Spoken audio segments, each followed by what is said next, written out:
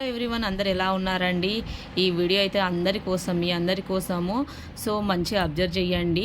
So నేనైతే ఊరికెళ్ళాను కదా! So ఇవి పల్లెటూరులో మాత్రమే కనిపిస్తాయి అన్నట్టు. సిటీలో అయితే నార్మల్‌గా కనిపిస్తాయి. ఎక్కువ నేనైతే చూడలేదు. ఈ గింజలు ఏంటిది అనంటే చూడండి, దానికి కాయలు ఉన్నాయి కదా! సో అవి అయితే పోపుకు యూజ్ చేస్తాము. మనం ఆవాలైతే ఎలా అయితే యూజ్ చేస్తామో ఇది కూడా అంతే అన్నమాట. చాలా చాలా టేస్టీగా ఉంటది కర్రీ. టమాటా చారులో, సాంబార్‌లో అలా యూజ్ చేసినా అయితే ఇంకా సూపర్‌గా ఉంటదన్నమాట. సో పాతకాలంలో ఎక్కువ ఇవే యూజ్ చేసేవాళ్ళు. ఇప్పుడైతే ఆవాలని, అదని, ఇదని అన్నీ వస్తున్నాయి. సో ఒకసారి ఇది యూజ్ చేసి చూడండి. ఖచ్చితంగా మీకు నచ్చుతది. పూర్తిగా అయితే చూడండి, చూపిస్తాను గింజలు.